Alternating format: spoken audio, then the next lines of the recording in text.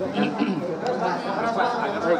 saya adalah orang tua daripada korban, yang mana saya punya kewajiban untuk menjaga hak hidup daripada anak saya. Ya. Dan ketika terjadi hal seperti itu, anak saya meninggal dengan keadaan yang memang perlu mungkin saya ambil langkah-langkah untuk mencari penyebab daripada meninggalnya, karena luka-lukanya yang saya lihat seperti ada hal-hal atau mungkin perbuatan-perbuatan lain, sehingga hati saya terketuk sebagai orang tua untuk mencari penyebabnya. Ya. Dan kebetulan ada orang yang melihat dan tanggal 31 Agustus setelah saya datang ke Jalan Perjuangan, di depan SMP 11, bertemu dengan saudara A dan D, dan kemudian dia menyampaikan kalau melihat kejadian tanggal 27, Ya. saat itu sebagai orang tua saya punya keinginan untuk lebih mencari tahu. Oke, sebelum Bapak mencari tahu, Dede mengatakan di podcastnya si Dedi, katanya Dede itu berbohong, katanya dia berbohong karena Bapak suruh. Dia mengaku-ngaku ada kejadian, padahal nggak benar. Nggak Bapak yang nyuruh? Itu tidak benar. Bapak akan laporkan ke polisi? Sudah kita laporkan. Sudah dilaporkan. Siapa yang dilaporkan? Kuasa hukum. Kuasa hukumnya, Pak. Siapa yang dilaporkan? Kita sudah laporkan 3 orang, Yaitu? Dedi Mulyadi, Dede, dan Liga Akbar Oke. di Polda Jabar. Itu apa itu? Pasal berapa? 27 ayat 3? Iya, siapa? Dedi Mulyadi sudah dilaporkan juga? Sudah, Bang. Tiga-tiganya. Ntar nggak tercapai dong jadi gubernur. Jadi Kapolda lebih cocok dia, Bang. Oh begitu ya? Jadi penyidik dia sekarang. Iya. Sudah dilaporkan, oke. Jadi tidak benar Dede, Tidak benar, Pak. Bapak yang nyuruh berbohong. Tidak benar. Oke. Pertanyaan berikutnya. Sesudah Anda mulai lakukan pemeriksaan, yang bikin BAP siapa? Yang bikin penyidik reskrim, Bang. Saya cuma pelapor ketika sudah menggali komputer 15 menit dan mereka melakukan, kita serahkan ke reskrim yang melakukan pemeriksaan. Oke. Itu kejadiannya malam-malam. Kenapa di BAP bisa begitu jelas para pelaku mengingat motornya merek apa, siapa bonceng siapa? Waduh. Itu kan udah malam-malam. Hai. Kok bisa? Apakah itu rekayasa nggak BAP-nya? Kok bisa? Ada ditulis di BAP ini, si ini bonceng si ini, merek mobilnya ini. Yang ada malah mengatakan, ada malah pelaku mengatakan di BAP, aku duluan yang perawanin. Ada lagi yang mengatakan, maaf, air maninya ketumpah di paha. Kok bisa sampai sedetail itu? Itu direkayasa atau memang begitu pengakuan para korban? Kalau saya sendiri sebagai pelapor tidak ada rekayasa, Bang. Ya. Pada saat kami menggali informasi dari para terpidana, itulah yang harus dituangkan di LP dan berita acara. Kemudian penyidik reskrim melakukan pengembangan terhadap para pria tersebut yang dituangkan di berita acara. Maksud saya, apa mereka waktu itu dalam keadaan mabuk pelaku itu? Tidak. Mereka sehat. Lu gua batu gara-gara lu ah. Maksud saya gini Pak, kok bisa di BAP dijelaskan si A membonceng si B, ya para pelaku ya, merek motornya apa, yang merkosa duluan siapa, bahkan ada pelaku itu mengatakan aku yang merawani duluan gitu loh. Itu ada di BAP segitu rincinya gitu loh. Kok tiba-tiba sekarang 3 dari nama itu fiktif katanya. Soal nama fiktif gimana itu Pak? Bapak yakin nggak bahwa itu Peggy yang ditangkap adalah Peggy yang kemarin? Keyakinan tentunya di penyidik, Bang, ya. Bapak sendiri pribadi? Ini Kan Egy sama Dede kan ngadu ke Bapak kan? Jadi menurut Bapak gimana? Peggy sama Dede. Bukan. Dede. Aib. Siap. Aib sama Dede kan sumber dari Bapak. Betul. Pertanyaannya ada 3 nih. Yang apa? Fiksi apa namanya? Fiktif. Yaitu ya apa? Andi sama Dani. Ya terutama Peggy dulu. Menurut Bapak itu Peggy yang kemarin dia di peradilan atau bukan? Bicara keyakinan, karena yang saya tahu hanya nama-nama yang disebut para terpidana. Disebutkan. Disebutkan terpidana. Kemudian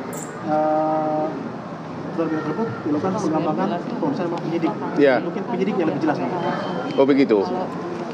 Kalau yang 2 lagi fiksi itu nggak tahu juga Pak? Iya. Saya tidak. Nggak tahu ya. Sih, nggak ya? Minta apa? Ada pertanyaan kamu ke biar puas lah, biar kita nanti gue di lu jangan tuduh gue ya disogok Pak Rudiana lagi ya. Kemarin gue dituduh disogok gubernur apa tuh? Bupati apa? Bupati Cirebon. Bupati Cirebon. Bukan dong, kamu tuh. Yang mana ya? Indramayu. Yang dibilang 7 miliar. Iya, Bupati Cirebon. Bupati Cirebon ya? Bupati Cirebon. Yang nuduh gue nyogok, gue lebih kaya dari bupatinya, oke? Jadi nggak mungkin gue disogok. Saya tambahkan. Apa? Apa? Apa? Ya justru makanya ini saya mau tanya. Nama 3 DPO itu nama dari siapa? Nama 3 DPO kita dapat pada saat kita gali keterangan daripada terpidana di muncullah nama-nama. Saya tambahkan ya, Ya. rekan-rekan media. Yang pertama, pertemuan sore ini sekaligus menjawab Ya. antara keluarga Vina dan keluarga Eki tidak kompak. Jadi pertemuan sore ini menjawab bahwa kami baik-baik saja dan akan mencari keadilan. Awalnya saling curiga. Awalnya saling curiga. Ya. Sekarang pun masih dikit. Oh, siap Bang. Habis ini harus makan bareng nih Bang. Bang Gentong. Kemudian yang kedua, ada narasi yang sesat dan menyesatkan. Pak Rudiana tidak pernah menangkap. Tolong diluruskan ya. Pak Rudiana tidak pernah menangkap.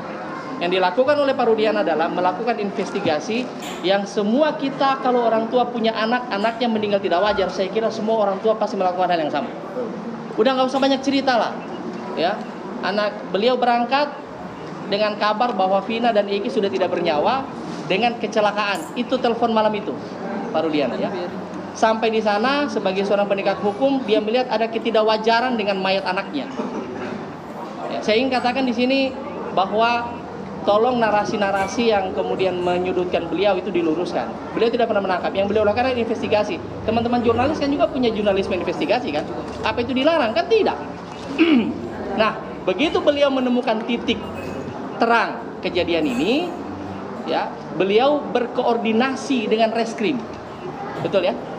Anda ya, berkoordinasi dengan reskrim ya untuk membawa dan kemudian diinterogasi awal di Polres. Karena para penyidik reskrim menemukan bahwa unsurnya terpenuhi, dimintalah beliau melakukan laporan sebagai pelapor. Jadi peran Rudiana di sini yang pertama menginvestigasi sendiri ya kasus ini dan kemudian sesudah terpenuhi diserahkan ke reskrim. Apa yang salah? Tidak ada yang salah. Jadi itu yang perlu saya luruskan. Terima kasih Bang. Oke. Betul. Pertanyaan berikutnya. Sebentar dulu. Nanti. Pak Rudiana, Aep dan Dede itu kan saksi kunci. Kenapa tidak dibawa ke persidangan? Kenapa hanya disumpah dengan berita acara? Kenapa tidak dibawa ke persidangan? Padahal mereka adalah saksi kunci. Mereka hanya tanda tangan BAP. Memang menurut hukum acara boleh sambil bikin BAP disumpah, tapi tidak dibawa ke persidangan. Posisi saya hanya sebagai pelapor. Nggak tahu. Jadi posisi saya hanya sebagai pelapor. Yang mana melaporkan dari satu tindak pidana terhadap orang tua. Jadi nggak tahu kenapa Dede sama Aep tidak dibawa bersumpah di depan persidangan. Pertanyaan berikutnya, Bapak sudah melihat foto yang diajukan oleh kuasa hukum Saka Tatal menyebutkan tubuh dari almarhum dua-duanya mulus. Mereka mengatakan itu kecelakaan murni. Bapak sebagai orang tua melihat langsung keadaan mayat kecelakaan murni atau dianiaya? Itu dianiaya, Pak. Saya lihat langsung dari mulai luka di dahi yang ke dalam, terus gigi hancur, ini rahang patah, Pak. Ya. Pergelangan ini patah. Ya. Terus kemudian ada biru di sini. Ya. Belakang kanan kiri biru juga seperti kena pukulan. Ya. Untuk Bang tadi kalau kecelakaan itu ada baret, Bang. Ya. Baret, Bang. Ya. Sini ada. Itu ya ada. Itu seperti kena tumpul. Ya. Kaki kanan itu patah pergelangan. Apanya? Pergelangan kaki belakang patah. Ya. Iya, kalau tabrakan pasti paling satu bagian tertentu yang hancur kan. Ini ada di mana-mana gitu. Ya. Bahkan pergelangan kaki patah. Wah. Jadi Bapak yakin benar bahwa itu adalah. Kenapa jaksa tidak mengajukan Bapak sebagai saksi ya? Saya saksi, Bang. Di peradilan kemarin? Enggak, di peradilan. Harusnya ya. Kan itu kan perdebatan kan. Kenapa nggak diajukan ya? Halo Bapak Jaksa, kenapa tidak diajukan? Karena yang menjadi pertanyaan kan apakah kecelakaan atau penganiayaan. Tadi beliau ini mengatakan tulang di bawah. Kalau kecelakaan kan pasti di bagian tertentu ketabrak di sini. Ini ada di mana-mana, ya kan? Jadi Bapak yakin bahwa itu adalah Ada perbuatan pidana. pidana. Pertanyaan berikutnya, ada yang mengatakan katanya ada transaksi narkoba di belakang ini. Benar nggak sih? Tidak ada, Bang. Tidak ada. Tidak ada. Ini wartawan ini monjong semua nih pada seenaknya aja nulis. Ada Bapak, bukannya Bapak mau menyembunyikan ada transaksi narkoba? Ya, tidak ada. Nggak ada. Tidak ada, Bang. Terus ada juga gosip selama ini kata ini Bapak melindungi cucu dari seorang jenderal polisi, benar nggak? Aduh, saya tidak kenal Jenderal Bang Muhyiddin. Saya hanya orang biasa. 2016 masa itu, Bang. Bintara yang Ya. Bintara. Yang mungkin saya kenal Pak Tinggi. Pertanyaan berikutnya, hampir semua pelaku ini tergolong pekerja bangunan ya? Ya, semua pekerja bangunan. Apakah masuk di akal pekerja bangunan satu geng dengan cucu seorang jenderal? Kira-kira gimana? Secara logika sepertinya tidak masuk akal. Bang. Tidak masuk ya? Ya, mungkin Bang Madian bisa menyampaikan. Bang. Gimana? Pelaku ini kan hampir semuanya boleh dikatakan ya ekonomi pas-pasan dari pekerja bangunan. Apakah selama ini kan media-media ini mengatakan melindungi cucu jenderal? Masuk di akal nggak cucu jenderal satu geng motor sama mereka? Tidak, Bang. Kenapa tidak masuk di akal? Agak susah diterima itu, Bang, logikanya. Hah? Susah diterima logikanya, Bang. Gitu ya? Iya. Apalagi emang cucu jenderal saat itu ada bertugas anaknya di Cirebon atau di mana? Itu Iya. dia yang kita. Ada nggak di situ cucu jenderal yang anaknya bertugas di situ? Di Cirebon? Saya tidak tahu. Nggak ada. Ya kalau dia jenderal ngapain di Cirebon ya? Hah? Pasti di SCBD ya nggak? Biar bisa berdansa ya nggak? Ya? Bareng sekolah. Oke, silakan pertanyaan sekarang. Anda bebas bertanya kepada Pak Rudiana.